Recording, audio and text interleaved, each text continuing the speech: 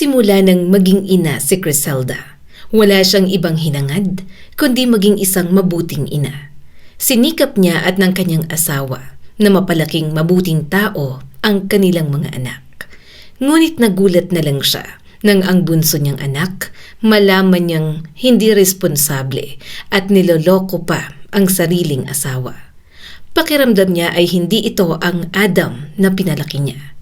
At sa gitna ng problema, naiinis man dito, tinanggap niya pa rin ang anak na siya ang takbuhan sa lahat. Ngunit bilang isang ina, tama pa ba ang ginagawa ni Criselda? O baka tama nga ang ilan na wala siyang ibang ginawa kundi ang konsintihin ito? Ano bang gagawin ko sa mag-asawa na yon? Namomroblemang tanong ni Criselda sa sarili. Pero hindi dapat ako mangialam eh. Dapat hayaan ko silang mag-asawa na magresolba muna. Hintayin ko na lang kapag humingi sila ng tulong sa akin. 3 araw na ang lumipas mula nang malaman niyang may kabit ang bunso niyang anak na si Adam. Awang-awa si Criselda sa manugang niyang si Samantha. Gayunpaman, hinayaan niya pa rin ang mga ito at hindi pumagitna. Kaya lang, 3 araw ding halos hindi mapakali si Criselda. Kahit anong pilit niyang ituon ang isip sa pananahi, sa pag-aalaga ng mga pusa at sa mga apo ni na Ann at Patrick na paminsan-minsang dumadalaw. Paulit-ulit pa ring bumabalik sa isip niya ang mukha ni Samantha habang umiiyak ito. Kawawa naman ang mga apo ko kina Adam at Samantha. Nalulungkot na sabi ni Criselda. Sana hindi na masyadong magsigawan ng dalawa. Kawawa ang 2 bata. Dapat siguro kinuha ko muna ang mga bata at dito muna sa bahay ko. Nang sumapit ang Sabado, nagtungo na lang si Criselda sa covered court para sa lingguhang Zumba, kasama ang mga kaibigan. Matagal na niya yung ginagawa simula nang mawala si Rogelio. Hindi lamang para sa kalusugan, kundi para rin kahit papaano ay mabawasan ang lungkot na dala ng pag-iisa sa bahay. Good morning, Criselda. Masayang bati ni Nena. Good morning. Mataman siya nitong tiningnan. Ayos ka lang ba? Parang wala kang energy ngayon, Mare. Ngumiti siya ng pilit. Medyo kulang lang sa tulog, Mare. Nasa bahay kasi ang mga apo ko, ang iingay. Hindi na siya tinanong pa ng mga ito. Maya-maya'y nagsimula na ang kanilang Zumba. Isa-isang gumalaw ang mga kasama niya. Karaniwan ay isa si Criselda sa pinakamasigla. Ngunit ng umagang yon, hindi niya talaga makuhang maging masigla. Paulit-ulit siyang nahuhuli sa choreography. Ilang beses pa siyang napatigil. Mami Criselda, okay ka lang? Tanong ng bading na instructor. Mabilis siyang tumango. Oo, ayos lang. Ngunit hindi yon totoo. Habang sumasabay siya sa tugtog, ibang eksena ang paulit-ulit na tumatakbo sa isip niya. Hindi pa rin siya makapaniwala kung bakit nagawa pang magkaroon ng kabit ni Adam. Napapikit siya. Hanggang ngayon ay hindi niya mahanapan ng paliwanag. Bilang ina, gusto niyang maintindihan ang anak na si Adam. Gusto niyang marinig ang panig nito. Ngunit sa unang pagkakataon, wala siyang makitang katwiran na maaaring magpagaan sa bigat ng ginawa ni Adam.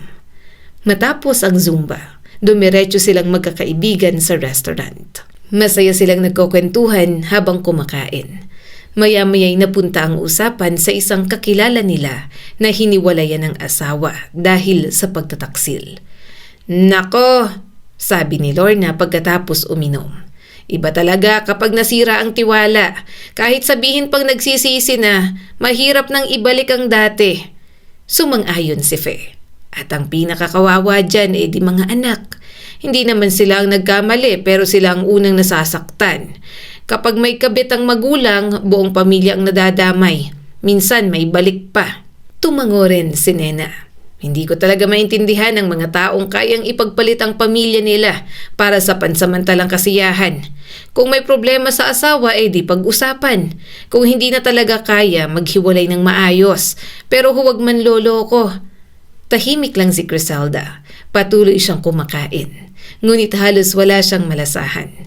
Ni hindi niya masabi sa iba pang anak ang nangyayari kay Adam at sa asawa nito. Parang siyang nahihiya para kay Adam dahil siya ang nagpalaki rito. Hindi niya kayang ilantad ang sariling anak. Pag-uwi ni Criselda ng bahay ng hapong yon, agad niyang napansin ang isang pamilyar na figura sa may gate. May dalawang malaking travel bag, may backpack at nakayuko. Adam, ikaw ba yan? Anong ginagawa mo rito?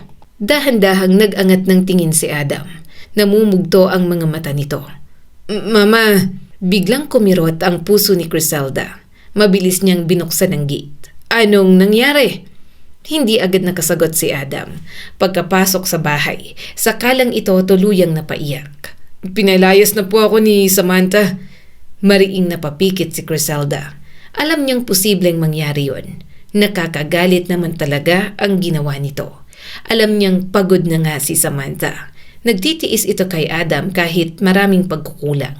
Pagkatapos ay may gagawin pa palang pagtataksil si Adam sa likod nito. Hinayaan muna niyang umiyak si Adam. Halatang nasasaktan ang anak niya. Pagkaraan ng ilang minuto, inabutan niya ito ng isang baso ng tubig. Magpahinga ka na muna. Malinis naman ang kwarto mo dyan. Napailing si Adam. Hindi ko alam kung saan ako pupunta.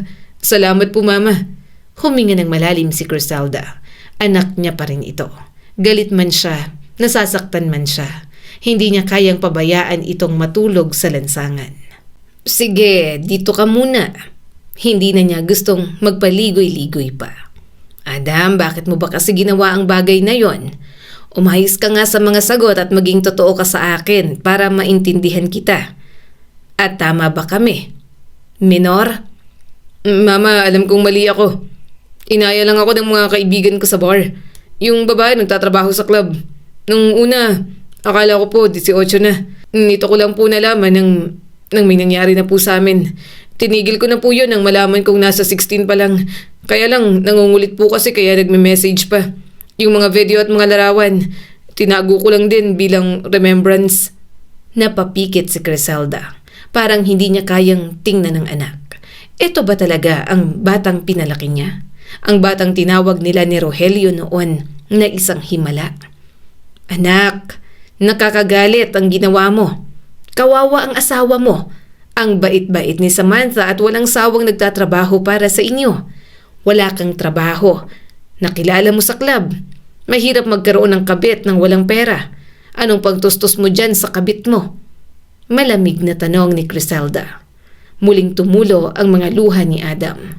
Mama, huwag mo kong iyakan ng ganyan. Hindi ka na bata. Umayos ka na, Adam.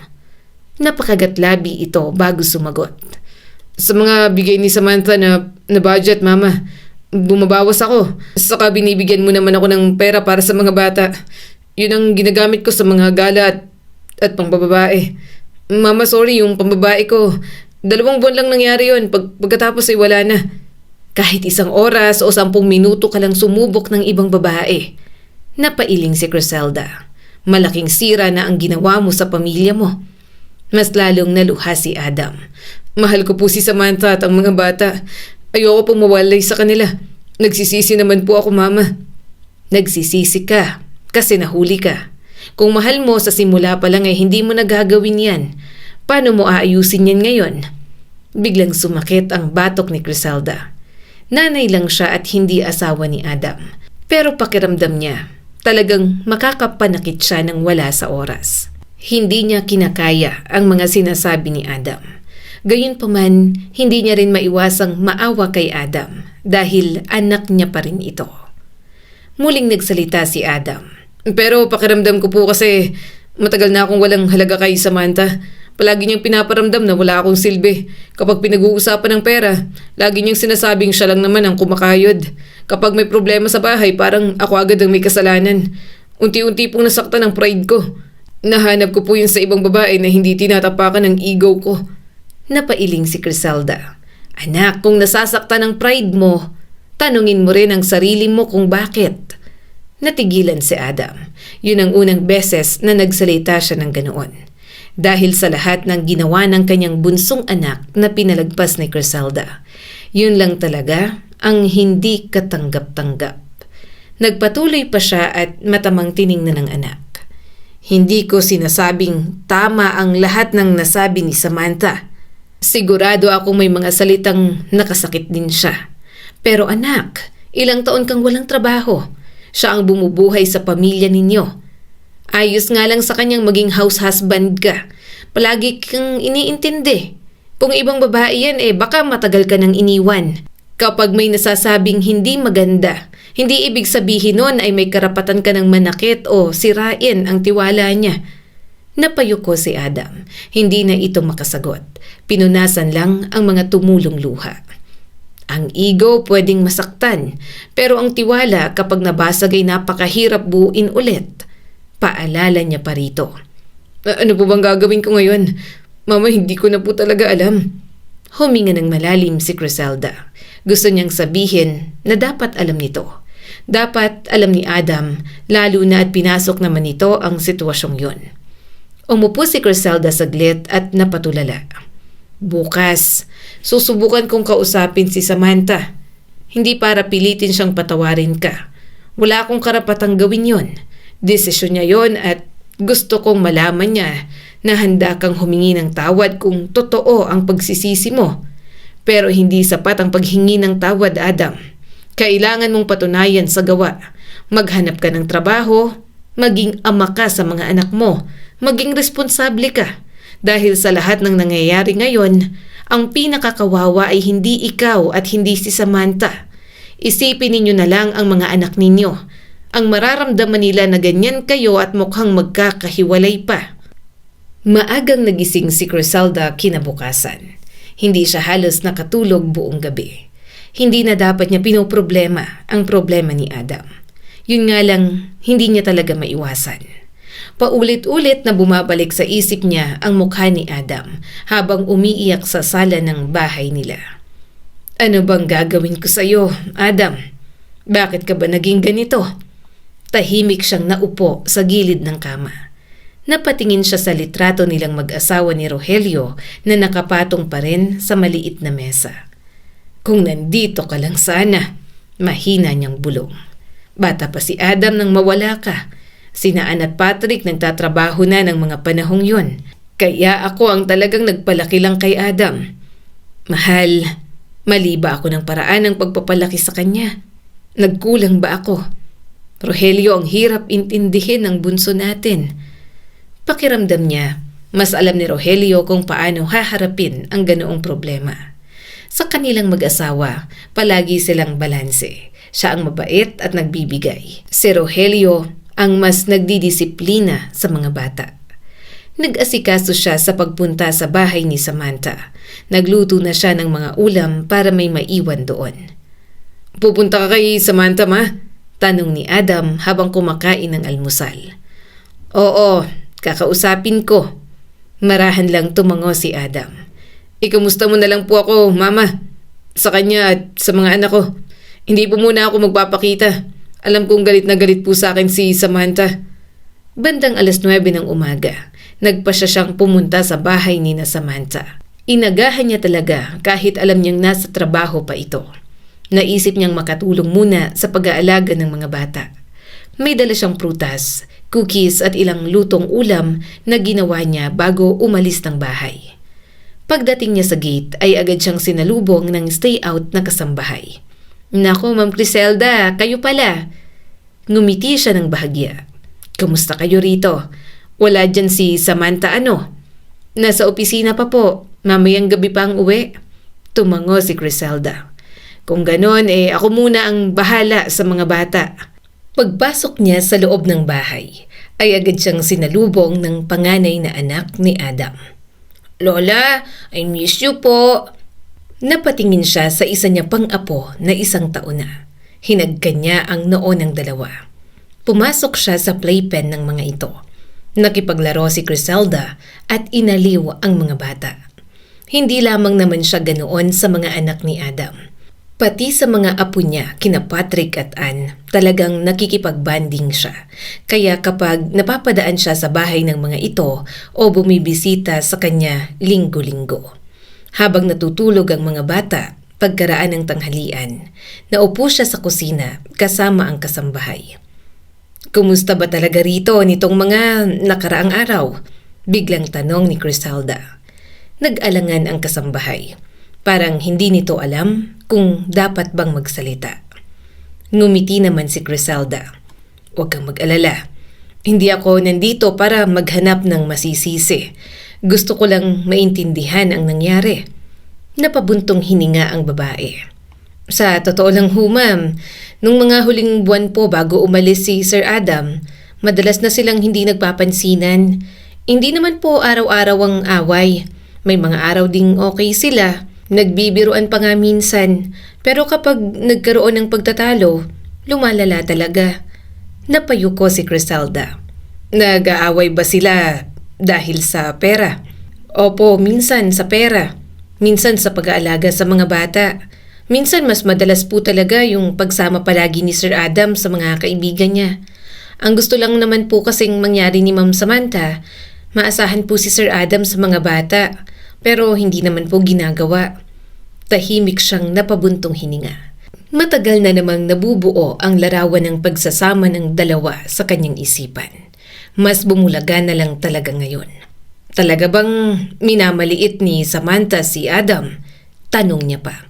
"Hindi naman po." Napasinghap ang kasambahay. "Kapag pagod na po si Ma'am Samantha, tapos sabay pang may problema sa trabaho, sa bahay, saka sa mga bata, may mga pagkakataon pong may nasasabi siyang masasakit. Minsan po, nauuwi na sa sumbatan ng mag-asawa na sana raw tulungan din siya ni Sir Adam. Minsan naman po kapag galit na talaga sila, nasasabi niyang wala raw silbi si Sir." Naramdaman ni Criselda ang paninikip ng dibdib. Masakit marinig yon. Bilang ina, masakit isipin na ganoon ang naririnig ng anak niya. Ayaw niyang mainsulto ng ganoon si Adam. Pero kailangan niyang maging reasonable, lalo na at nakakaawa rin naman si Samantha, pati na rin ang mga bata. "Pero bago ba sabihin ni Samantha ang mga salitang yon, may nangyayari muna?" Tanong pa ni Criselda. Tumango ang kasambahay.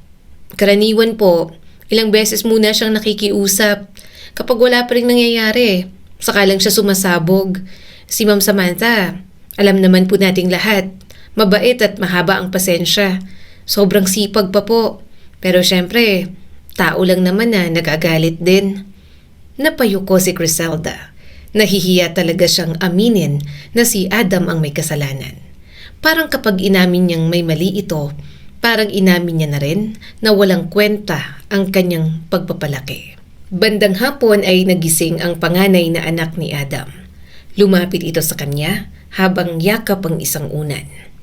"Lola, kailan po uuwi si Papa? Hindi po ba nasa house mo po siya?" Inosenteng tanong nito. Bahagyang natigilan si Criselda. Parang may kumurot sa puso niya. Pinaupo niya ang bata sa kanyang kandungan. "Namimiss mo ba si Papa mo? Pwede kayong pumunta sa linggo sa bahay para makita mo rin ang mga tito, tita at mga pinsan mo. Anong gusto mong sabihin sa kanya kapag nakita mo siya?" "Gusto ko pong sabihin na huwag na silang mag-away ni Mama, Lola. Nalulungkot po ako kapag nag-aaway silang dalawa. Palagi po silang nagtataas ng boses. Natatakot po ako." Hindi na nakapagsalita si Criselda. Mahigpit niyang niyakap ang apo. Hindi niya kayang sabihin na hindi na muling mangyayari ang mga away. Hindi niya kayang mangako ng bagay na hindi niya kontrolado. Kaya marahan lamang niyang hinaplos ang buhok ng bata. "May problema lang sina Mama at Papa mo." "Magkakabati pa po ba sila?" Napapikit si Criselda. Hindi niya alam ang tamang isasagot. "Sana apo, ipagdasal natin na maayos nila ang problema nila." Bandang 7:00 na ng gabi nang marinig ni Criselda ang tunog ng sasakyang huminto sa labas ng bahay. Napalingon siya sa bintana. Nakababa si Samantha mula sa kotse. Nakasuot pa rin ito ng office attire at kahit malayo pa lamang, halata na ang pagod sa paraan ng paglalakad nito. Nang makapasok ito sa sala, bahagya itong natigilan. Mama, kayo po pala. Nandito po pala kayo? Napangiti si Criselda at mataman itong pinagmasdan. Nagpunta ako. Naisip kong samahan muna ang mga bata habang nasa trabaho ka. Unti-unting lumambot ang ekspresyon ni Samantha. Salamat po. Hindi ko po inaasahang pupunta kayo pagkatapos kong palayasin si Adam. Wala namang kaso sa kanya yon. Naiintindihan niya na pinalayas nito si Adam. Kasi hirap na nga ang kalooban ng kanyang manugang. Mas mabuting paalisin muna para magkaroon ng space at hindi makita ng mga bata ang pag-aaway. Lumapit si Criselda at marahang hinawakan ang kamay nito. Pamilya pa rin kita, anak. Hindi ako magagalit dahil lamang pinalayas mo ang anak ko. May kasalanan si Adam at nabibigatan ka na, kaya naiintindihan ko ang ginawa mo. Bahagyang namula ang mga mata ni Samantha. Pasensya na po, ang gulo-gulo ng buhay namin ngayon. Imbis na kayo ang inaalagaan sa edad ninyo, kayo pa ang naabala. Pasensya na po kung sakit kami sa ulo ni Adam, Mama. Umiling agad si Criselda. Huwag mong isipin yon. Kung may problema ang pamilya, pamilya rin ang unang dapat na magdamayan. Hindi kita pinupuntahan para manghusga sa naging desisyon mong palayasin ang anak ko. Gusto kitang kumustahin. Pinuntahan kita dahil nag-aalala ako sa inyo, lalo na sa mga bata. Tahimik na tumango si Samantha bago nagtungo sa kusina upang maghilamos. Habang pinagmamasdan ni Criselda, lalo niyang napansin ang malaking ipinayat ng manugang. Halatang stress na si Samantha. Pinipilit lang magpakatatag para makapagtrabaho at tumayo para sa mga bata. Magkasabay silang naghain ng hapunan. Tinulungan ni Samantha ang mga bata na kumain. Paminsan-minsan ay napapangiti ito kapag may kinukwento ang anak. Ngunit ramdam ni Criselda na pilit lamang ang bawat ngiti. Hindi na yon ang dating Samantha na palangiti at maingay. Tahimik na lamang itong kumakain. Nang matapos ang hapunan, si Criselda ang nagligpit ng pinagkainan. Mama, ako na po. Agad siyang umiling dito. Hindi, ikaw na nga ang magpahinga sandali. Kanina ka pa nagtatrabaho. Magpahinga ka na. Ako nang bahala sa mga hugasin. Hindi na kumontra si Samantha. Umupo na lang ito sa sala habang pinagmamasdan ang dalawang anak na nanonood ng cartoons. Habang naghuhugas ng pinggan si Criselda, hindi niya maiwasang isipin kung gaano kabigat ang pasan ng manugang. Maghapon sa opisina, pag-uwi, aasikasuhin ang mga anak dahil stay out naman ang kasambahay. Pagkatapos, haharapin pa ang sakit na iniwan ng asawa. Pakiramdam niya'y wala nang natitirang oras si Samantha para sa sarili. Nang makatulog na ang dalawang bata, naupo silang dalawa sa balkonahe. Mahina ang ihip ng hangin at tahimik na ang buong subdivision. Si Samantha ang unang nagsalita. Kumusta po si Adam? Napatingin si Criselda rito. Hindi niya inaasahang yon agad ang itatanong nito. Nasa bahay ko muna. Yon, umiiyak at pinalayas mo raw. Huminga ng malalim si Samantha at bakas pa rin ang pag-aalala sa mga mata. Kumakain naman po ba siya? Hindi naman po siya umiinom? Oo, pinapakain ko. Malungkot lang, hindi umiinom at halatang nagsisisi. Muli na naman silang nanahimik na dalawa. Napansin ni Criselda na kahit galit at nasasaktan si Samantha, nag-aalala pa rin ito kay Adam. Doon niya lalong nakita kung gaano nito minahal ang anak niya. Huminga siya ng malalim. Samantha, gusto kong humingi ng tawad. Sorry sa ginawa ni Adam. Bilang nanay niya, pakiramdam ko ay may pagkukulang ako. Kung mas naging mahigpit sana ako noon, kung mas tinuruan ko sana siyang maging responsable, kung hindi ko sana siya palaging sinasalo, baka hindi kayo umabot sa ganito. Hindi na ituloy ni Criselda ang sasabihin. Nahihirapan talaga siya na aminin na mali ang anak niya. Bigla namang tumulo ang mga luha ni Samantha. Mabilis itong lumipat ng upuan at niyakap siya. Huwag po kayong mag-sorry. Mas lalo pang bumigat ang dibdib ni Criselda. Kasalanan ko rin siguro. Umiling si Samantha. Hindi po, wala po kayong kasalanan. Mama, kung may pinagsisisihan man ako, hindi yun ang pagmamahal ko kay Adam. Nagtiwala ako kasi mahal ko siya. Ayoko pong masira ang pamilya namin. Maliit pang mga anak namin at tuwing gigising sila, hinahanap nilang papa nila. Hindi ko po alam kung paano ko ipapaliwanag ang nangyayari nang hindi sila nasasaktan. Napaluhan na rin si Criselda. Hinimas-himas niya ang likod ng manugang. Wala kang kailangang madaliin. Mahirap maloko ng ganoon. Patuloy sa pag-iyak si Samantha. Galit na galit po ako. Pero kasabay noon, naawa rin naman po ako sa mga anak namin. Gusto kong ilabas ang sama ng loob ko. Gusto ko pong sugudin ang babae ni Adam. Pero ano po bang magagawa nun? Isa pa, bata pa. Kumawala sa yakap si Criselda at mapait na napangiti. Pakiramdam ko po, sobrang hindi ko po ginagamit ang utak ko, Mama. Pakiramdam ko kasi sobrang bait ko. Ilang taon po ako naghintay na magbago si Adam. Iniintindi ko na baka nahihirapan lang, baka kailangan lang ng panahon. Pero habang ako nagtatrabaho, siya naman ang lalong nawala ng direksyon. Wala naman pong masama kung babae ang nagtatrabaho. Ang tita ko nga ang breadwinner ng pamilya nila. House husband ang asawa niya. Pero napakasipag po ng asawa niya sa bahay. Siyang nag-aalaga sa mga anak, siyang nagluluto, siyang sumusuporta sa asawa niya.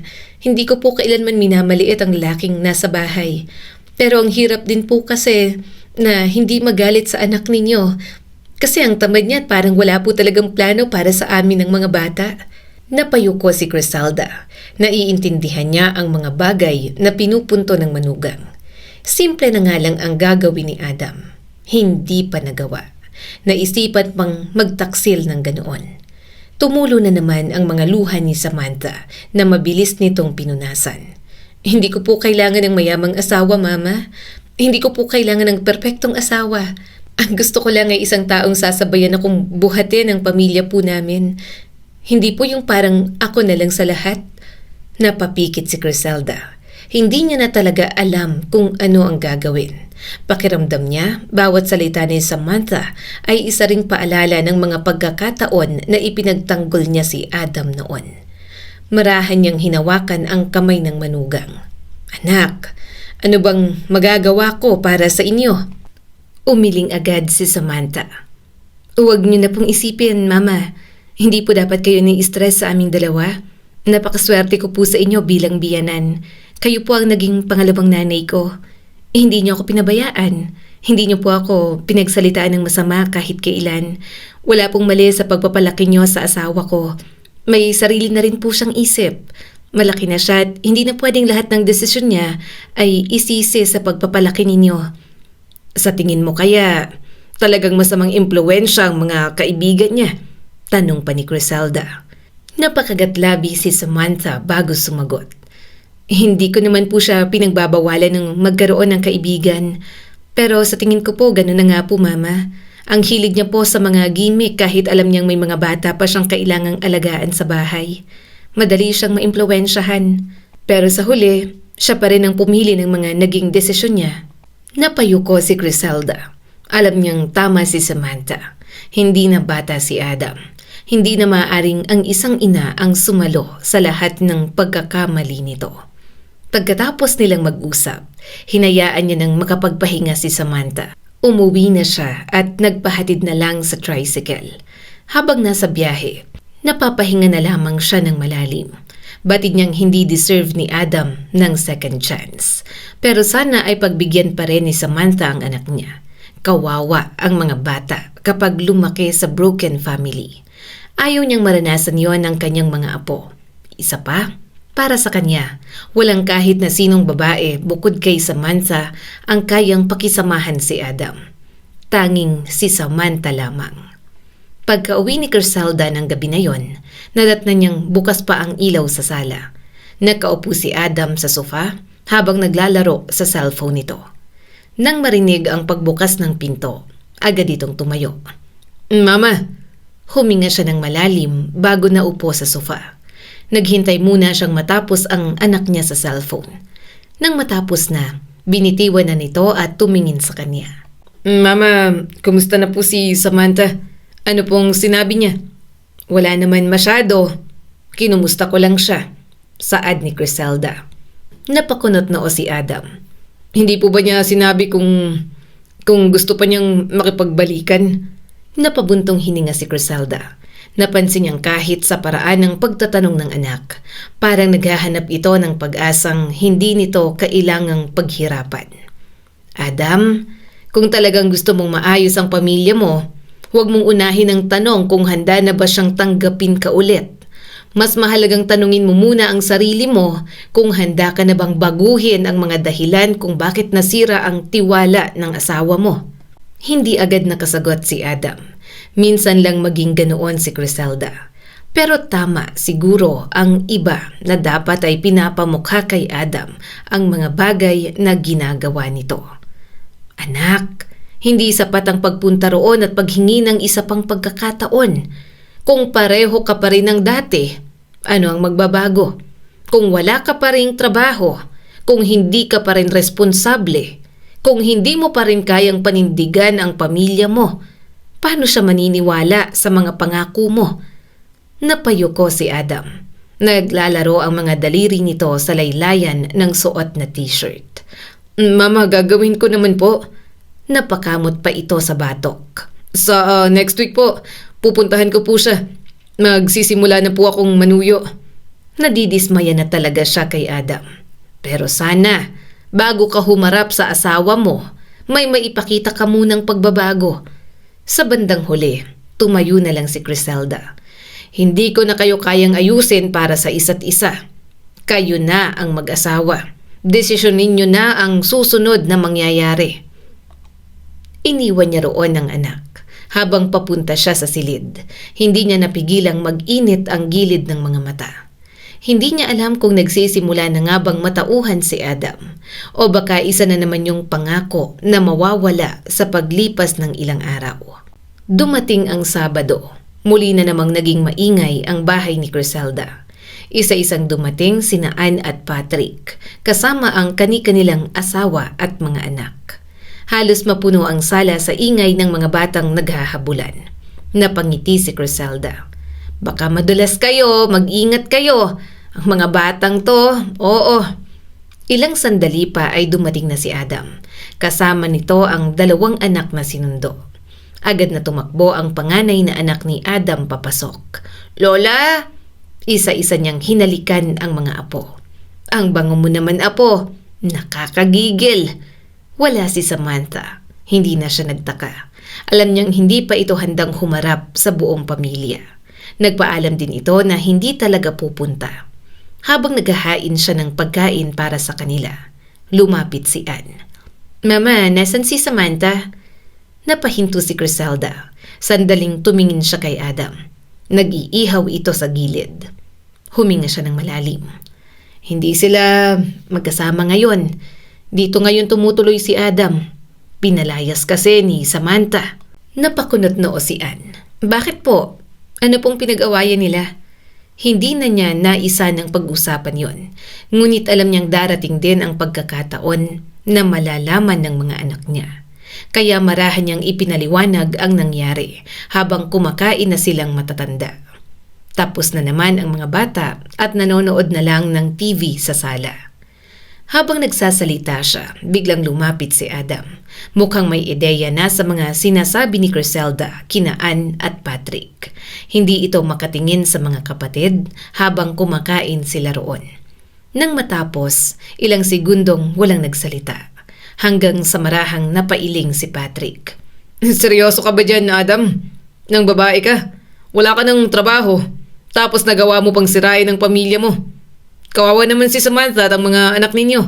Ano bang pumasok sa isip mo at nang babae ka pa? At talagang sa mas bata pa? Naramdaman ni Criselda ang pagbigat ng tensyon sa kanyang mga anak. Napatingin siya kay Ann. Alam niyang may sasabihin din ito. At pakiramdam niya, masisimulan na naman ang isang pag-uusap na mauuwi sa pagtatalo.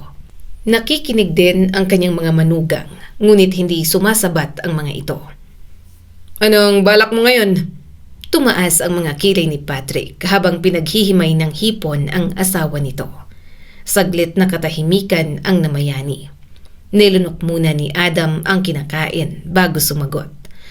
Susuyuin ko si Samantha, tapos hihingi ako ng isa pang pagkakataon. Napailing si Ann. Yun lang? Adam, hindi sapat ang sorry sa mga ganyan. Ang lala naman pala ng ginawa mo. Kung ako si Samantha, talagang palalayasin din kita eh. Wala nang second chance. Napayuko si Adam. Ramdam ni Criselda ang unti-unting pagbigat ng usapan. Nais niyang awatin ang mga anak. Ngunit may bahagi rin sa kanya na gustong marinig ni Adam ang mga salitang matagal nang hindi nito naririnig. Muling nagsalita si Patrick. Kapag pinatawad ka ni Samantha, anong ibibigay mo sa kanya? Nagtaas ng tingin si Adam. Ayusin ko ang sarili ko. Sisimulan ko na. Kailan nga? Kulit pa ni Patrick. Hindi agad nakasagot si Adam. Tahimik lamang itong nakatitig sa mesa habang ngumunguya ng pagkain. Napailing si Patrick. Yan ang problema sa'yo. Puro ka plano lang. Ilang taon ka nang nagsasabing maghahanap ka ng trabaho. Ilang taon ka nang nangangakong magiging responsable. Ilang taon ka nang sinasalba ni Mama. Agad na sumabat si Criselda. Patrick, ngunit hindi siya pinansin ng anak. Paano ba to? Aasa ka na naman kay Mama. Mahina ng patahian at okay lang na mawala na yon kasi matanda na siya. Libangan niya na lang. Pero it doesn't mean na aasa ka na naman. Nalugi ng shop na ilang taong pinaghirapan ni Mama at Papa na binigay ni Mama sa'yo. Anak, tama na yan. Awat ni Criselda. Bahagyang pumikit si Criselda. Masakit pa ring alalahanin yon. Hindi lang negosyo ang nawala, kundi alaala rin ni Rogelio. Negosyo pa naman yon na sabay nilang itinayo. Negosyong pinaghirapan nila habang pinapalaki ang mga anak. At unti-unti yung nawala dahil lang pinabayaan ni Adam. Nagtatampo siya noon ng sobra, pero hindi niya nalang pinakita. Si Ann naman ang nagsalita. Adam, alam mo bang ang perang ginagamit ngayon ni Mama para mabuhay ng komportable? Halos galing na lang sa ipon niya at sa ibinibigay namin ni Patrick. Hindi sumagot si Adam. Matagal na namin sinasabihan si Mama na huwag nang magpakapagod. Patuloy pa ni Ann. Gusto naming ma-enjoy ni Mama ang buhay niya at walang iniisip na stress. Hindi yung para intindihin ka pa, Adam. Malaki ka na. Nandiga si Adam. Ramdam ni Criselda ang pagtama ng bawat salita sa bunso. Padabog na binitiwan ni Adam ang mga kubyertos. Hindi naman ako humihingi. Palagi niyo na lang akong pinagtutulungan. Ang liit ng tingin niyo sa akin. Mga anak, tama na yan. Hinawakan ni Criselda ang braso ni Adam para pakalmahin. Pero patuloy pa rin si Patrick sa pagsasalita. Pero nandito ka ngayon. Dito ka ulit nakatira. Si Mama ulit ang gumagastos para sa'yo. Saka akala mo ba hindi namin malalaman ni Ann na umaasa ka pa rin sa pera na binibigay ni Mama sa'yo? Umaasa ka sa asawa mo. Magpakalalaki ka naman. Hindi yan ganyan. Nakatapos ka naman sa pag-aaral. Napakuyom ng kamao si Adam. Ano bang gusto niyong mangyari? Akala niyo kung sino kayong makapagsalita. Mula nun hanggang ngayon minamaliit niyo ako. Ano bang gusto niyo? Gusto niyo bang umalis ako rito? Tama na, Adam. Saway niya rito. Naiinis na tumigil si Adam. Tumigil din naman sina Ann at Patrick. Hanggang si Ann ang unang nagsalita. Ang gusto namin, matauhan ka sa mga ginagawa mo. Napailing si Adam. Alam ko ang mga kasalanan ko. Hindi ko kailangan yung mga pangaral ninyo. Akala nyo naman ang dali-dali. Porke mas maayos ang buhay nyo sa akin, mamaliitin nyo na ako. Nagsaway pa rin si Criselda sa mga ito. Lalo na kay Adam na mabilis na pumitik. Tumulong naman ang mga manugang niya sa pagpigil sa magkakapatid. Baka kasi sa lalong paghaba ng pagtatalo ng mga ito, baka kung ano pa ang mangyari. Nakinig naman si Ann at Patrick sa mga asawa. Pero ang bunganga ni Adam ayaw pa ring tumigil. Huwag kayong mag-alala. Mariing sambit ni Adam at puno ng inis. Maghahanap ako ng trabaho. Di na ako aasa kay Mama. Kung makapagsalita kayo, parang sobrang pabigat ako rito. 1 linggo pa lang naman ako nagtatagal. Wala nang sumagot kina Patrick at Ann. Pero halata sa mga ito na nagpipigil lamang. Padabog namang itinulak ni Adam ang upuan. Adam, tama na, ano ba? May mga bata. Hindi na rin talaga mapigilan ni Criselda ang inis na nararamdaman. Mabilis na umakyat si Adam sa ikalawang palapag. Makalipas ang ilang segundo ay narinig ang malakas na pagsara ng pinto ng silid. Napabuntong hininga si Criselda at sinapo ang kanyang noo. Hindi niya na talaga alam kung ano ang gagawin kay Adam. Makalipas ang ilang oras ay nagpaalam ng umuwi sina Ann at Patrick. Una nang sinakay ang mga bata. Sumama naman si Criselda hanggang sasakyan. Ann, Patrick, tawag niya sa mga anak. Lumingon ang dalawa sa kanya. Huwag na sana ninyong dagdagan ang bigat na nararamdaman ni Adam. Nagkatinginan ang magkapatid, parang hindi pa makapaniwala sa mga sinabi niya. Mataman siyang tiningnan ni Patrick. Mama, hindi namin siya pinagsasalitaan ng ganun para lang saktan. Sinabi lang namin ang katotohanan. Huwag na nating ibibiyang si Adam. Malaki na at may pamilya na siya. Mali rin ang ginawa niya. Mama, bakit ba kasi ang lambot niyo dyan?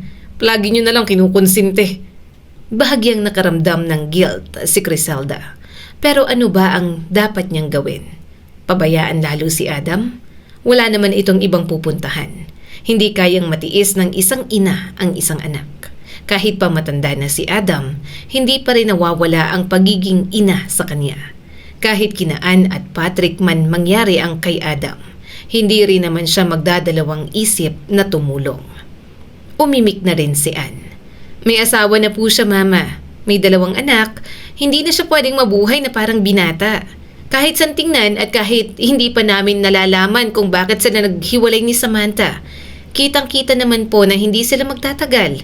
Si Adam ang problema sa lahat. Ganyan siya kasi nandyan po kayo. Palagi niyang inaasahan na sasaluhin ninyo. Mabigat ang dibdib ni Criselda. Sa tono ng kanyang mga anak, parang siya pa ang mali sa ginagawa niya. O siguro dahil tumatanda na siya, kaya medyo nagkakaroon ng hinanakit sa mga ito. May ginawa siyang malaking pagkakamali sa pamilya niya, Mama, saad ni Patrick. Tama ng pagkukonsinte. Ngayong may problema siya, hayaan niyo siyang mag-isip ng solusyon sa lahat ng problema niya. Huwag niyo nang tulungan. Napakurap si Criselda. Parang may tumusok sa puso niya. Alam niyang hindi lamang si Adam ang pinatutungkulan ng mga salitang yon, kundi pati na rin siya. Mama, malumanay na dagdag ni Ann habang hinahawakan ang kamay niya. Mahal na mahal namin kayo. Mahal din namin si Adam. Pero kailangan niya po talagang matuto. Matanda na si Adam, pero hindi pa nagtatanda sa mga bagay na ginagawa niya. At naiintindihan po namin yon kasi nga, hindi naman overnight na magbabago ng ugali ang isang tao. Pero sana magkaroon naman po ng progress, hindi ba? Pasalamat na lang po siya at matyaga si Samantha sa kanya. Pero nagwa pa rin po niyang magtaksil. Ikaw, Mama, kahit hindi mo po sabihin sa amin, alam kong stress din po kayo dyan sa mag-asawa na yan. Please, hayaan nyo na. Huwag na po kayong mangialam. Tumulo ang luha ni Criselda. Pero nahihirapan kasi sina Samantha at Adam. Ang akin lang ay kung may maitutulong ako, gagawin ko. Saka ang hirap na tiisin ng kapatid ninyo. Kasi pakiramdam ko, kung bakit ganyan ang ugali niya ay dahil nagkulang din ako bilang ina sa pagdidisiplina sa kanya. Niyakap na lang siya ni Patrick. Hindi niya tuloy napigilang mas lalong umiyak. Nahihirapan talaga siya. Miss niya na si Rogelio. Kung nandoon lang ang asawa niya, baka napalaki niya sana ng mas maayos si Adam. Hindi sana sakit sa ulo ang bunso nila na inilaban nilang mabuhay noon. Lumipas pa ang mga araw, nanatili pa rin sa bahay niya si Adam. Sandali siyang napahinto habang nakatitig sa saradong pinto ng silid ni Adam. Mag-aalas 7 na, pero hindi pa rin gising ang bunso niyang anak. Napabuntong hininga si Criselda. Ano kayang mga balak niya sa buhay ngayon? Hindi niya gustong isipin na tinatamad na ang anak niya. Mas gusto niyang paniwalaan na nahihirapan lang ito na magsimulang muli matapos masira ang pamilya nito. Siguro naghahanap lang ng tamang tiyempo, mahina niyang bulong sa sarili. Bitbit ang tasa ng kape, nagtungo siya sa patahian sa tapat. Binati siya ng dalawang mananahi na matagal nang nagtatrabaho sa kanya. Magandang umaga po, Ma'am Criselda. Magandang umaga rin. Kumusta ang mga tinahi kahapon? Tanong niya sa mga ito. Mag-almusal kayo, ha? May stock dyan sa ref. Lutuin nyo na lahat. Okay po, natapos na po halos lahat, ma'am. I-trim na lang po. Mabuti na lamang at kahit papaano ay may pumapasok pa rin nakita. Hindi na yon kasing lakas noong kasagsagan ng negosyo nila. Talagang pinagpapatuloy niya na lang para may kita, may mapaglibangan at mabigyan ng trabaho ang mga mananahi niya na matagal na talaga sa kanya. Bandang 12:00 na siya umuwi. Sa patahian na kumain si Criselda, lalo pa at nagluto na ang mga kasama niya roon ng pagkain. Pagpasok pa lang niya sa bahay, bumungad agad ang 2 baso sa center table. May bukas na supot ng chichirya, may plato pang may natuyong kanin, at may 2 bote ng beer na nakapatong sa gilid ng sofa. Ang kalat naman dito. Ano ba naman itong si Adam? Hindi malinis ang sariling kalat. Unti-unti niyang pinulot ang mga kalat. Habang naghuhugas ng plato, narinig niyang bumukas ang pinto ng silid. Humihikab bang lumabas si Adam. Magulo ang buhok at mukhang natulog na naman. Mama, paos nitong bati. May pagkain. Hindi ako nagluto. Nakikain lang ako sa kabila. Napanguso naman si Adam. Order na lang ako, ma. Magpapadeliver ako. Bayaran mo, ha. Umawang ang bibig ni Criselda. Pero hindi na siya tumanggi. Sige. Yun na nga ang ginawa ni Adam. Nang makarating ang order nito, binayaran niya naman kaagad. Nagsimula na itong kumain. Habang kumakain ng anak niya, hindi niya maiwasan magtanong. May napasahan ka ba ng resume nitong linggo? Tanong ni Criselda. Napahinto si Adam sa pagsubo. Wala pa, ma. Bakit naman? Mag-apply ka na. Para naman may ginagawa ka at may pangtustos ka sa mga anak ninyo ni Samantha. Hindi ka na nga tumutulong eh. Saka nag-aabot ako ng pera para sa mga bata yon. Ngayong nandito ka, kay Samantha ko na binibigay. Kaya dapat ay may sarili kang pera, anak. Muling naging abala si Adam sa pagkain. Opo, mama. Alam ko naman yon. Kaya lang karamihan may experience ang gusto. May experience naman si Adam. Yun nga lang, mukhang nagkaroon na ng bad record. Palagi na rin kasi itong nag-awol. Pero binigyan niya pa rin ito ng benefit of the doubt na mahirap din naman talagang maghanap ng trabaho sa panahon ngayon. Kaya iintindihin niya kung bakit wala. Tumango si Criselda. Naiintindihan ko naman, anak, pero subukan mo pa rin. Kahit mahirap huwag kang susuko agad. Magkakaroon din yan. Bahagyang ngumiti si Adam. Maghahanap po ako. Gusto ko rin naman pong ipakita kay Samantha na may babaguhin ako sa sarili ko. Nakangiti rin siyang tumango.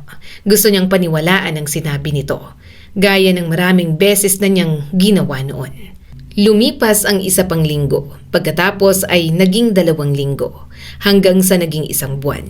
Pareho pa rin. Gigising si Criselda ng madaling araw, magluluto, magzuzumba, maglilinis, bibisita sa patahian at pakakainin ang mga pusa niya. Samantalang si Adam ay madalas na tanghali ng bumangon. Kapag gabi naman, saka ito lalabas. Mama, sandali lang kami. Kasama ko ang mga kaibigan ko. Sambit ni Adam. Natigilan siya sa paggaganchilyo ng damit para sa kanyang pusa. Abay, gabi na. Saan ka ba pupunta? Sa mga kaibigan. Iinom lang po ng kaunti. Tinanggal ni Criselda ang salamin sa mga mata at matamang tiningnan ng anak.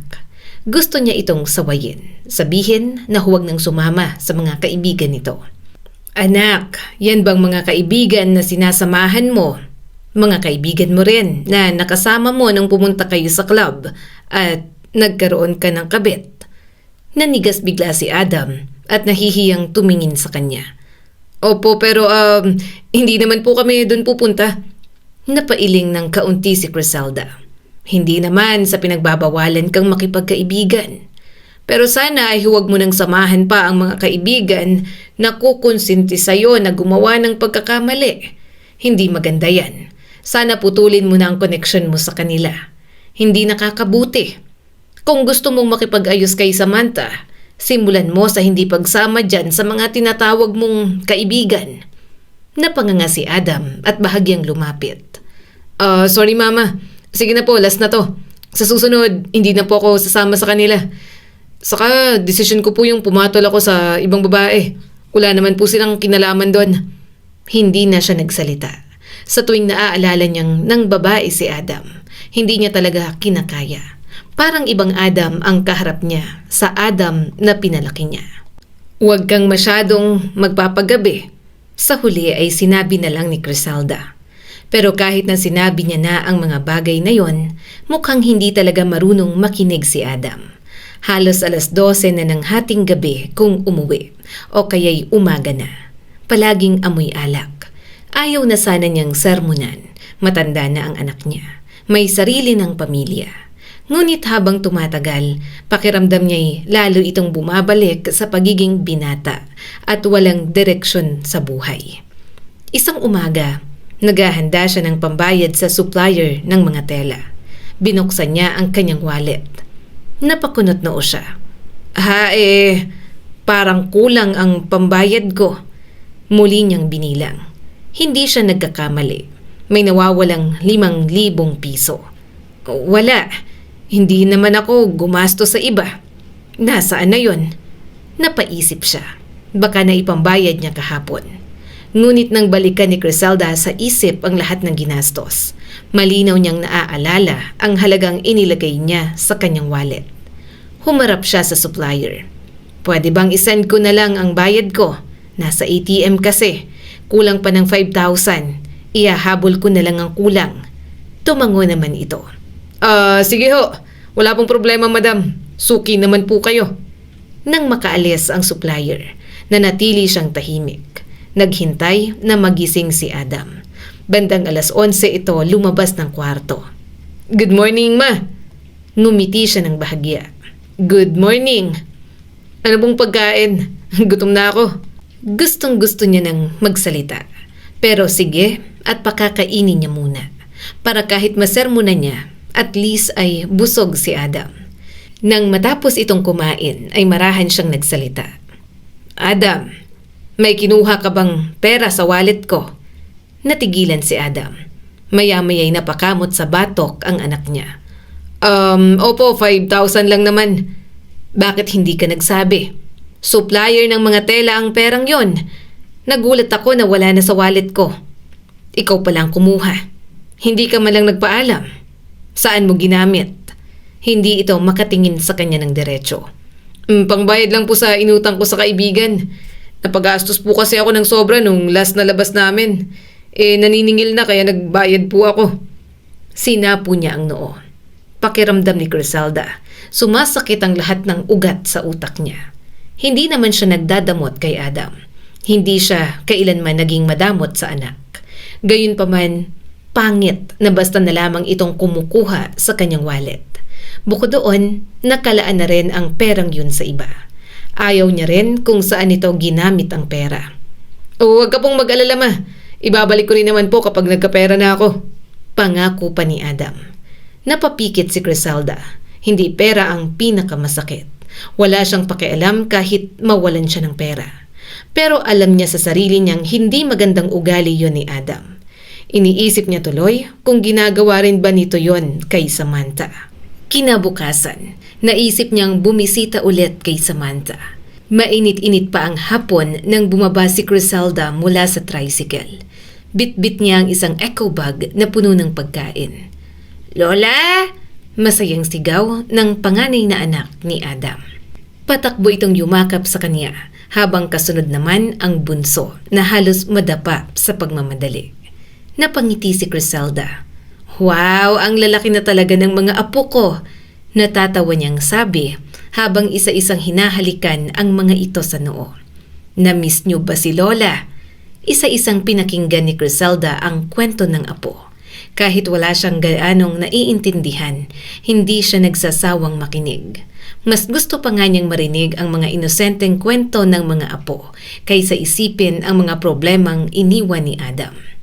Maya-maya'y lumabas si Samantha mula sa kusina. "Ma, hindi po kayo nagsabi na pupunta kayo. Na-miss ko lang kayo. May dala akong mga pagkain." Ngumiti si Samantha. "Salamat po. Hindi na po sana kayo nag-abala. Mabuti na lang at day off ko po ngayon." Magkasama silang nagtungo sa kusina. Pinagsaluhan nila ang mga pagkaing dala niya. Pagsapit ng gabi, nakatulog na rin ang dalawang apo ni Criselda. "Kumusta ka na, anak?" Ngumiti si Samantha sa kanya. "Okay naman po. Kinakaya naman po." Gusto niyang banggitin si Adam, ngunit nag-alindangan siya. Alam niyang wala pa rin namang ipinagbago ang anak. Ano ang karapatan niyang hilinging bigyan ni Samantha ng isang pagkakataon ang kanyang anak?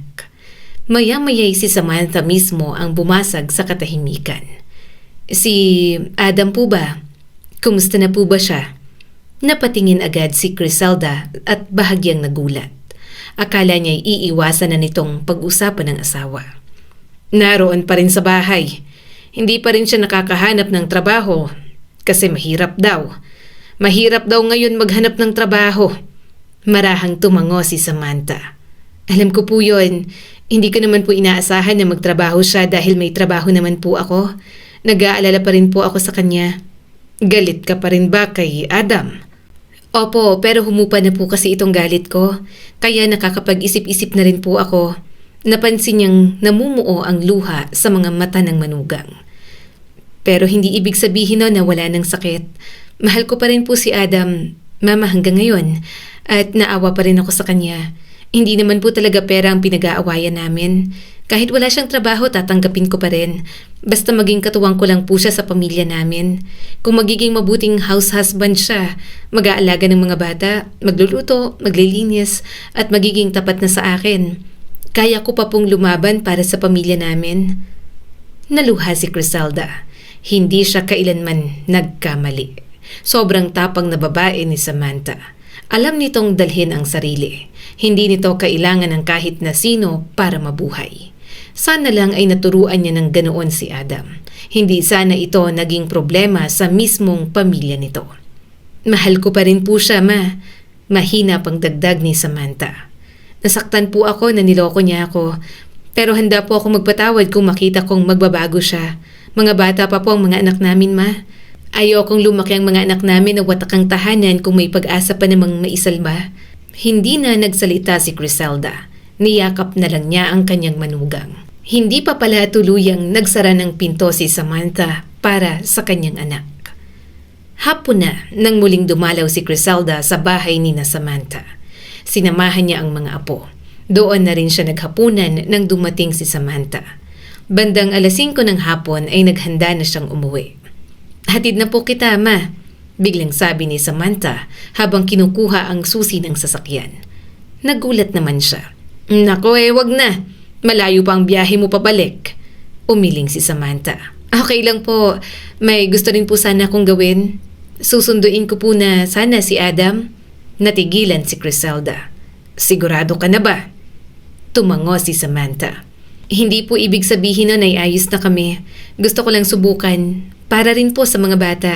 Kung handa na talaga siyang magbago, gusto ko pong makita yon at bumalik na po siya sa bahay." Hindi napigilan ni Criselda ang mapangiti. Hinawakan niya ang braso ng manugang. "Salamat naman at bibigyan mo na ng pagkakataon ng anak ko.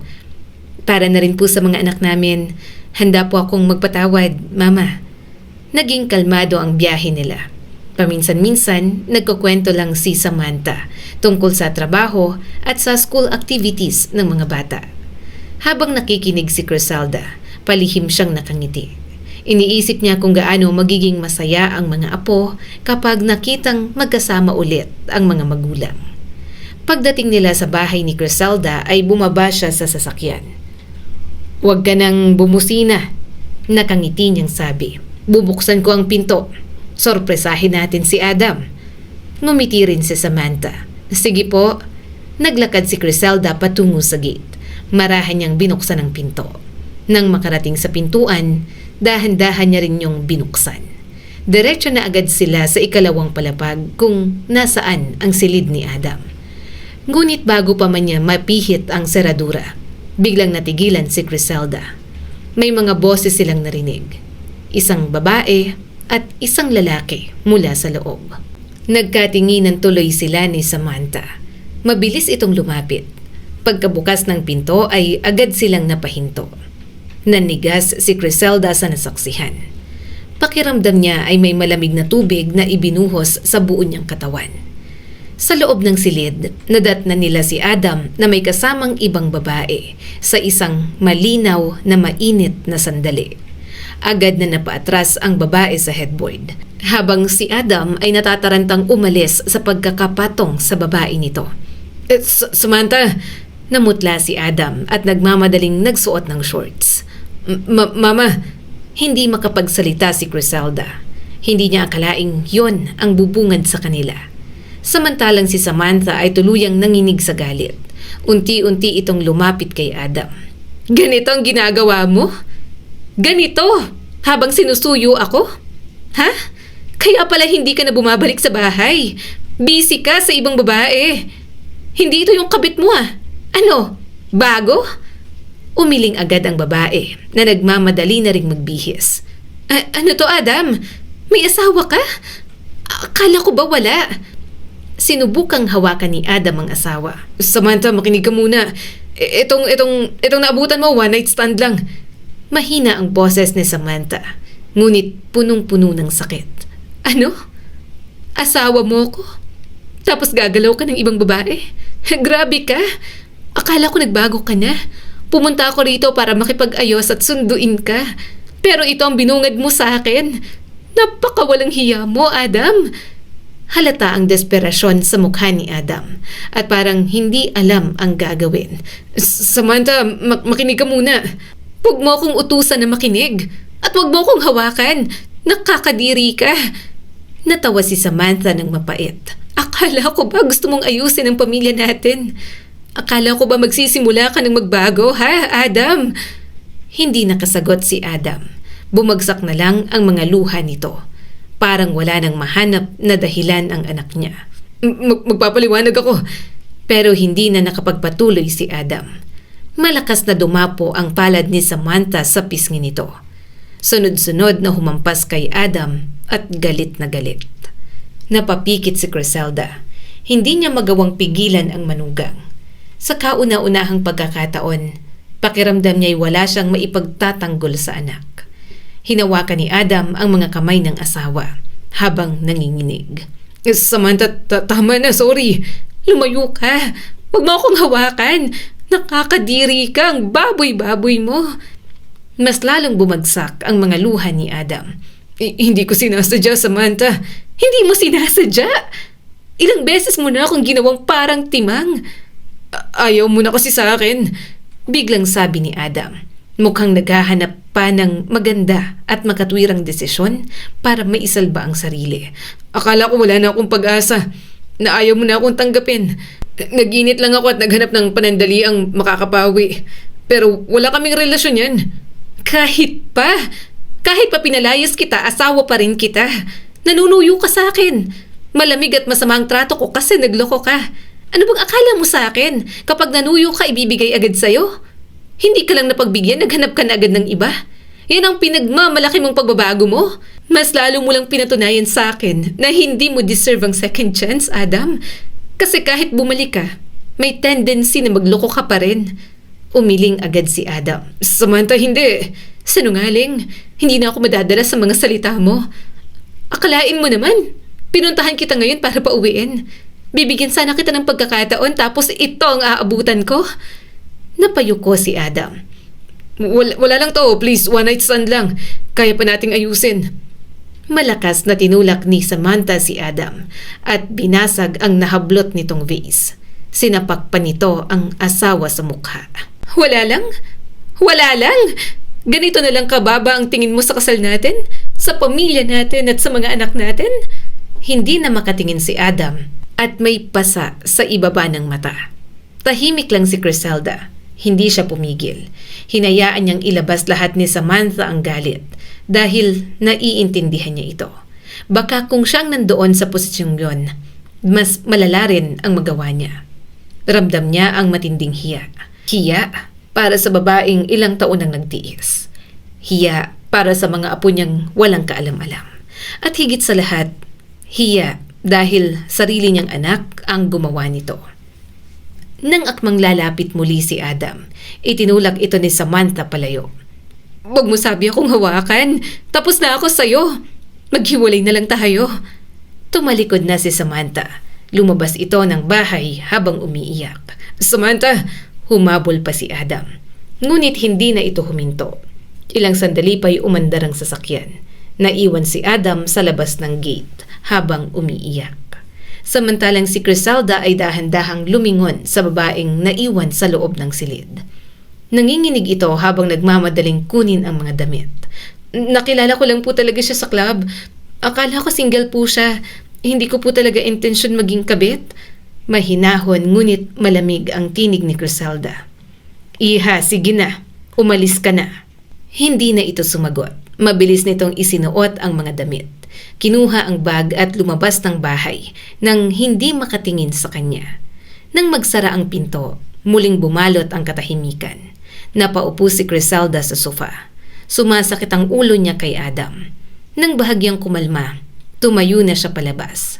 Bumaba si Criselda sa sala. Naabutan niya si Adam na nakaluhod sa sahig. Namumula ang pisngi nito at may pasapa. Mabigat ang dibdib niya. Ayaw niyang makitang masaktan kahit sino sa kanyang mga anak. Pero ang hirap din talagang palagpasin ng ginawa ni Adam sa asawa nito. "Mama," paos nitong tawag nang makita siya. "Pakinggan niyo naman po ako. Nagkamali lang ako. Hindi ko po sinasadya na mangyari ang lahat ng to." "Paano bang hindi sinasadya, anak? Dinala mo rito sa bahay, sa kwarto mo. May asawa ka. Paanong hindi mo sinasadya?" Wala na siyang mahanap na salitang ipangtutol sa paulit-ulit na paghingi nito ng tawad. Ilang beses na ba niya yung narinig? "Adam," nanginginig ang boses na tawag ni Criselda. "Ilang beses mo na bang sinabi na magbabago ka na? Ilang beses na kitang pinaniwalaan. Ilang beses na akong nanalangin para sa'yo. Sabihin mo nga sa akin, kailan mo ba tinotoo kahit isa sa mga pangako mo?" Napayuko si Adam. "Mama, this time po, seryoso na ako." Mapait siyang napatawa. Sobra na siyang nahihirapan na maniwala. Matanda na si Adam. Paulit-ulit na lang nitong ginagawa. Baka tama sina Ann at Patrick. Baka nga sobra niyang kinukonsinti si Adam. Pinaramdam dito na palagi naman siyang nandyan. Kaya ayos lang kung magkaroon ng problema. "Narinig ko na yan, Adam." Umalpas ang kaunting hikbi sa bibig ng kanyang anak. "Mama naman, narinig ko na yan noong bumagsak ka sa college, noong hindi ka naghahanap ng trabaho. Narinig ko na yan noong umiinom ka gabi-gabi, nagkaroon ka ng ibang babae. Sabihin mo nga sa akin, ano bang pinagkaiba ng pangakong sinasabi mo ngayon? Hindi na nakasagot si Adam. Umiyak lang ito nang umiyak sa harap niya na parang bata. Napapikit si Criselda. Hindi niya kayang tingnan si Adam kasi hindi dapat ganoon. Pakiramdam niya ay unti-unti nang napupunit ang puso niya. Bilang ina, gusto niya itong yakapin. Gusto niyang sabihin na magiging maayos din ang lahat. Pero sa unang pagkakataon, pakiramdam niya ay ang pagyakap ang lalong sisira sa anak niya. Kailangan niya itong tiisin, kailangan niyang maging matatag para malaman ni Adam lahat ng consequences ng ginagawa nito. Huminga siya ng malalim bago tumalikod. Naglakad siya pabalik sa kwarto nito. "Mama!" Hindi niya ito nilingon. Binuksan niya ang aparador. Isa-isang hinugot ang mga damit doon ni Adam. Ipinasok niya ang lahat sa malaking maleta. Sa travel bag naman ang iba pang gamit. Napahinto si Adam sa pag-iyak. Mama, teka lang, anong ginagawa mo?" Patuloy lang siyang nag-impake. Hindi siya sumagot. Pagod na si Criselda. Hanggang doon na lang niya kayang pagtiisan ng anak. Mas lalo niyang binilisan ang pagkilos. Lumapit si Adam. "Mama, wag naman po. Bakit niyo nilalagay dyan ang mga gamit ko? Pinapalayas mo na ba ako, ma? Hindi pwede yan, anak mo ko." "Anak kita pero matanda ka na. May asawa ka na at may mga anak ka." Hindi pa rin siya tumigil. Hinugot niya ang mga personal na gamit ni Adam. Isiniksik niya ang lahat. Mama! Mahigpit siyang hinawakan ni Adam sa braso at sinusubukan siyang pigilan. Ano pong ginagawa niyo? Doon lang siya tumingin dito. Punong-puno ng pagod ang kanyang mga mata. Pinapalayas na kita. Umalis ka na. Namutla si Adam. Mama, wag naman po. Galit po sa akin si Samantha. Wala po akong trabaho. Wala pong pera at saan po ako pupunta? Mama, hindi ko pa po kaya. Naririnig mo ba ang sarili mo, Adam? Matanda ka na. Dapat tumatayo ka na sa sarili mong mga paa. May sarili ka ng pamilya at dapat ay asahan ka nila. Mama, nangilid ang mga luha ni Criselda at pilit na tiniis ang anak. Panahon na para maranasan mo kung gaano kahirap ang buhay dahil sa mga desisyong ginagawa mo. Napailing si Adam habang patuloy ang pagluha. Huwag naman po. Dito na lang po ako. Magbabago na talaga ako. Hindi na po mauulit. Susubukan ko pa rin pong makipag-ayos kay Samantha. Mama, galit na galit ang asawa ko. Mas mahihirapan po ako sa kanya. Wala na po akong ibang matatakbuhan. Ikaw na lang. Pati ba naman po kayo, pababayaan niya ko. Oo, sigaw ni Criselda. Pababayaan kita dahil hindi sa lahat ng pagkakataon ay aalalayan kita. Sa pagkakataong ito, ikaw ang mali. Kaya harapin mong mag-isa. Hindi ako titigil sa pagiging nanay mo. Pero ikaw, matuto ka bilang tao, labas sa pagiging anak ko. Namumugto na ang mga mata ni Adam. Mama, please naman. Huwag naman sa sandaling to. Katulad ka na rin na ate at kuya. Pinagtutulungan niyo ako. Hindi na napigilan ni Criselda ang mga luha. Mas lalo siyang naiyak at napahikbi na rin. Hirap na siyang magpaintindi kay Adam. Hindi niya alam kung ano pang tulong ang gagawin sa bunsong anak. Na bakit sa lahat, ito lamang ang ganoon. Walang direksyon at gumagawa pa ng mga desisyon na nakakasakit sa ibang tao at sa sarili. Lumuhod si Adam sa harap niya. Hinawakan ang kamay niya. Mama, ikaw na lang po natitira sa akin. Huwag naman po sana akong paalisin. Wala akong pupuntahan, ma. Kapag bumalik ako kay Samantha, ipagtatabuyan niya lang po ako. Marahas niyang inalis ang kamay ni Adam. Ikaw na ang mag-isip ng paraan kung paano ka mabubuhay. Ang lakas-lakas mo. May energy ka nga sa pambababae. Magtrabaho pa kaya at buhayin ang sarili mo? Kayanin mo. Kasi pagod na ako, Adam. Mama, sorry na. Sorry na kung na-disappoint kita ng paulit-ulit. Huwag mo akong paalisin. Wala akong mapupuntahan. Napailing lang siya at isinara na ang mga bag at maleta. Kakayanin mo yan kung gusto mong mabuhay. Alam mo ba kung ilang beses akong nakiusap kay Samantha? Ilang beses akong humingi ng tawad para sa'yo. Ilang beses kong sinabi sa kanya na bigyan ka pa ng pagkakataon. Akala ko magiging buo ulit ang pamilya mo. Akala ko makakauwi ka na sa mga anak mo. Napakagat siya sa labi. Pero ano ang nadatna namin? May asawa kang tao, Adam. Dinala mo pa rito sa bahay. Hindi ka na nahiya sa akin, sa asawa mo. Kaya kung magiging miserable ka ngayon, kasalanan mo na yan. Bahala ka na sa buhay mo. Iniisip ko na baka mali ang pagpapalaki ko sa'yo. Pero hindi eh. Ikaw na ang mali. Ikaw ang problema. Paulit-ulit ka na lang at nakakapagod na, Adam. Napapikit si Criselda, pero nagpatuloy pa rin siya para ipamukha sa anak niya ang lahat. Wala kang respeto sa asawa mo. Wala kang respeto sa mga anak mo, sa akin at maging sa sarili mo. Pilit niyang binubuhat yon palabas ng silid. Dalhin mo pababa ang gamit mo. Mama, dalhin mo sabi. Matigas na sabi ni Criselda. O umalis ka na lang, walang dalang gamit. Ano, mamili ka. Naglakad siya palabas ng bahay. Walang nagawa si Adam kundi kunin ang mga gamit at sundan siya palabas. Pagdating sa may gate, kumuha si Criselda ng pera sa wallet niya. Mabuti na lamang at nakapag-withdraw siya kanina. Inabot niya yon kay Adam. Pamasahe at pangumpisa. Seryosong sabi ni Criselda. Kapag naubos ang perang yan ay bahala ka na sa buhay mo. Hindi na kita bibigyan. Dumiskarte ka kung paano ka magkakaroon ng pera.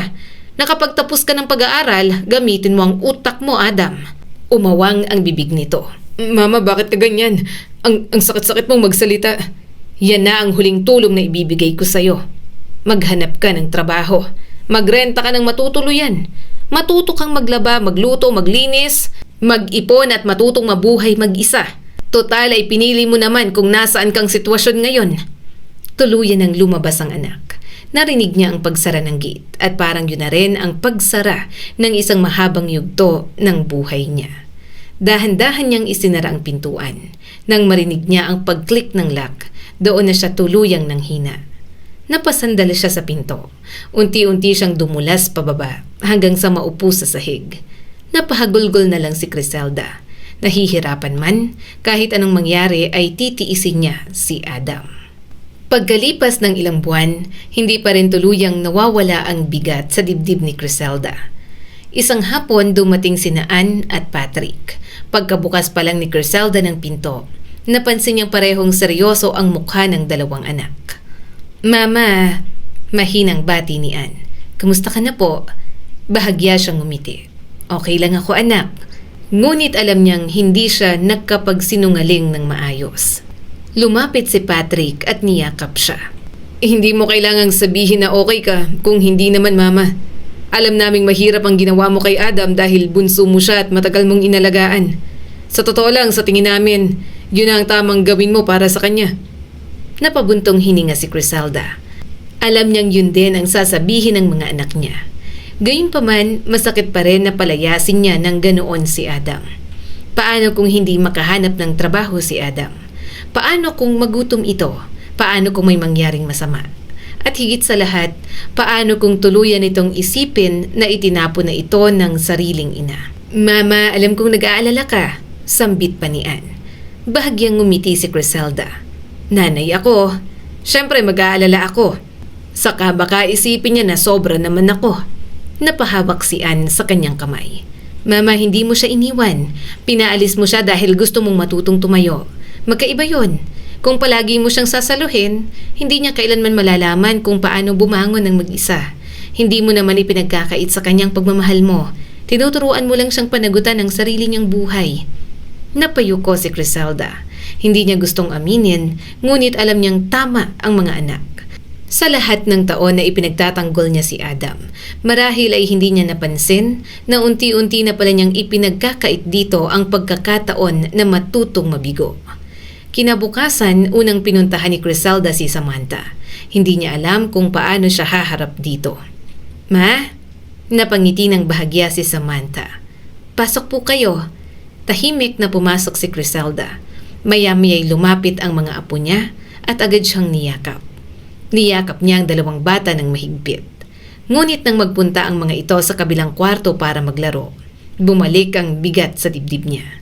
Umupo siya sa tabi ni Samantha. "Anak," napatingin ito sa kanya. May lungkot sa mga mata nito. "Ano po yun, Ma?" Huminga ng malalim si Criselda. "Humihingi ako ng tawad para kay Adam.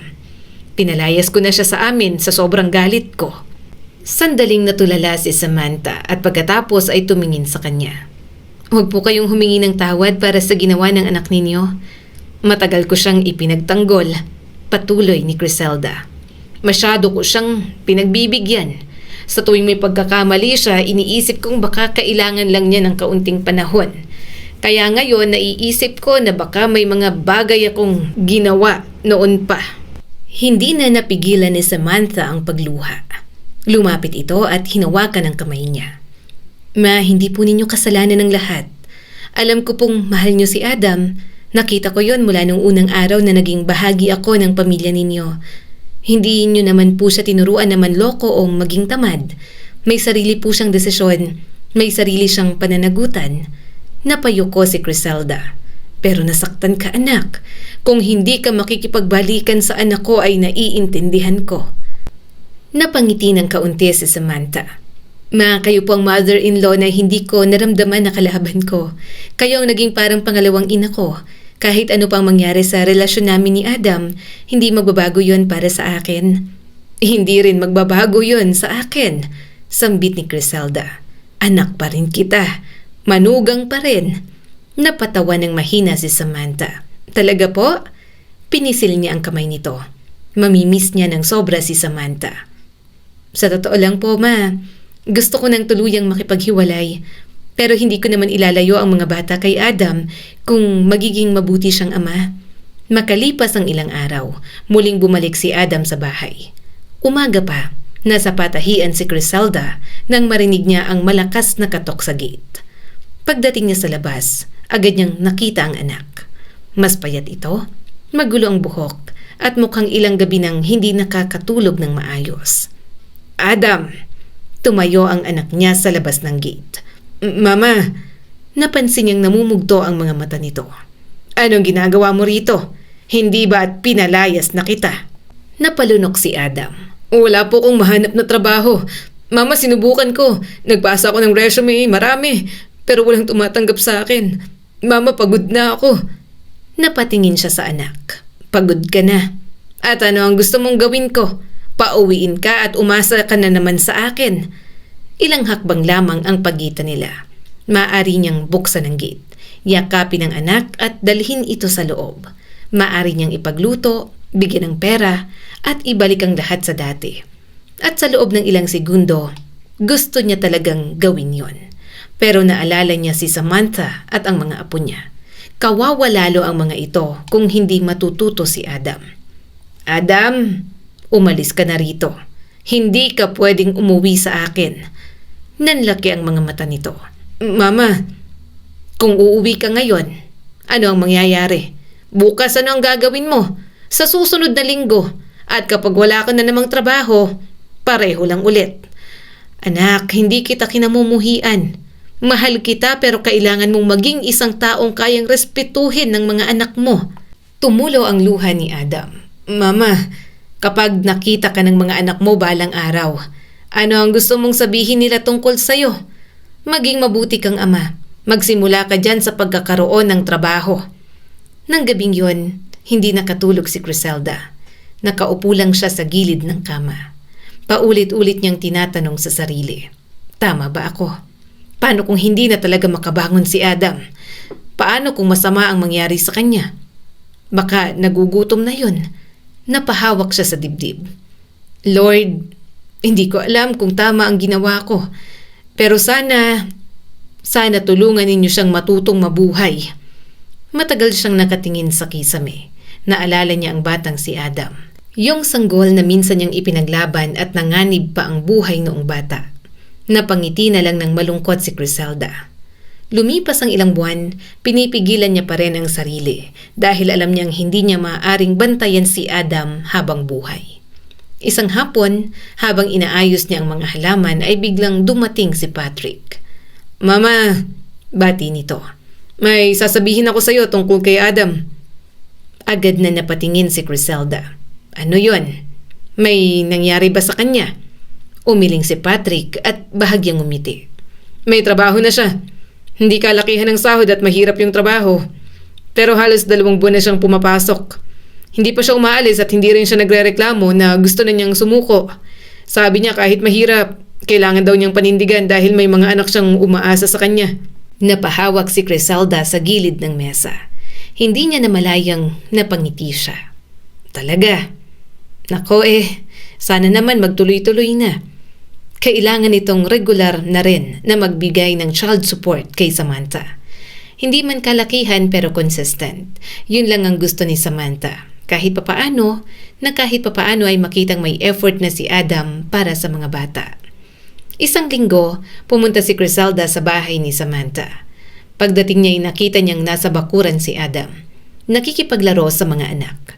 May hawak na bola ang isa niyang apo habang hinahabol naman ito ng bunso. Nang madapa ang isa, agad na tumayo si Adam upang tingnan ang nasaktan. Okay ka lang anak? Narinig niyang tanong ni Adam. Tumango ang bata. Okay lang daddy? Napangiti si Criselda. Hindi niya namalayang napaluha siya. Maya-maya'y napansin siya ni Samantha. Ma! Napalingon si Adam. Mama! Ngumiti si Criselda at lumapit. Oo, bibisita lang sa mga apo. Kumusta? Tanong niya kay Adam. Okay naman po. Eto hanggang co-parenting na lang kay Samantha. Sa trabaho, hindi ka ba umaalis? Bahagyang natawa si Adam. Hindi na, Mama. Lumipas pa ang mga taon. Unti-unting naging mas matatag ang buhay ni Adam. Hindi naging malaki ang sahod nito. Hindi rin biglang gumanda ang lahat. May mga panahong nagrereklamo pa rin ito sa pagod, mga panahong kinakapos at mga pagkakataong nagkakaroon ng problema. Ngunit hindi na ito tumatakbo pa uwi kay Criselda upang siya ang magayos. Kapag may problema, naghahanap ito ng solusyon. At yon ang pinakamalaking pagbabago na nakita niya. Isang araw dumating si Adam sa bahay. Hindi ito nag-iisa. May kasama itong isang babae na maayos ang pananamit at mahinhin ang kilos. Lumapit si Adam kay Criselda.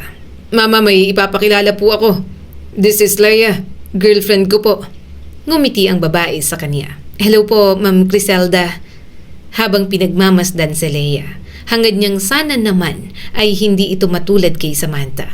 Gayunpaman, sayang lang din na hindi na si Samantha ang manugang niya kay Adam. Samantala, nakarinig din si Criselda ng balita tungkol kay Samantha. May bago na itong partner. Mabait, mapagmahal, at higit sa lahat ay maayos ang pakikitungo sa mga bata. "Sure ka na ba dyan sa bago mo?" tanong ni Criselda. Tumango naman si Samantha at ngumiti. Sure na po. Mabait din naman po siya sa mga bata. Wala rin pong issue sa kanya kahit nakikita kami ni Adam para sa mga bata. Maunawain po siya, Mama." Nung una niyang marinig yon, nakaramdam siya ng kakaibang lungkot. Ngunit nang makita niya si Samantha isang araw kasama ang mga bata, napansin niyang mas magaan na ang mukha nito. Masaya, mas payapa, at doon nawala ang anumang panghihinayang sa puso ni Criselda. Lumipas pa ang maraming taon, matanda na talaga si Criselda. Sinasamahan na nga siya sa bahay ni na Patrick at ng asawa nito. Magkakasundo na rin ulit ang magkakapatid. "Mga apo, huwag masyadong malikot, mag-ingat kayo," bili ni Criselda sa mga maliliit niya pang apo. Yung iba mga dalagita at binatilyo, kaya nakaupo na lang sa duyan o sa kung saan kapag nasa bahay niya. Noon, pakiramdam ni Criselda ay napakasama niyang ina. Pero ngayon, alam na niya kung bakit kinakailangan niyang gawin yon. May sariling buhay na ang mga anak niya na hindi na dapat niyang inaalalayan pa. Ang kwentong ito ay nagpapaalala sa atin na ang tunay na pagmamahal ng magulang ay hindi laging pagsalo sa anak sa bawat pagkakadapa at pagkakamali. Minsan kailangan nating magpahinga sa paghawak, umatras sa pagsalo at hayaan silang matutong tumayo sapagkat hindi habang buhay nating kayang saluhin ang kanilang luha, ayusin ang kanilang problema o iligtas sila sa sariling desisyon at direksyon. May mga sakit na kailangang maranasan, mga pagkakamaling kailangang pagbayaran, at mga aral na hindi matututunan kung palaging may magulang na handang sumagip sa bawat pagkakataon. Muli, ako si Skylar at sana ay may bago na naman kayong natutunan sa kwento natin ngayon.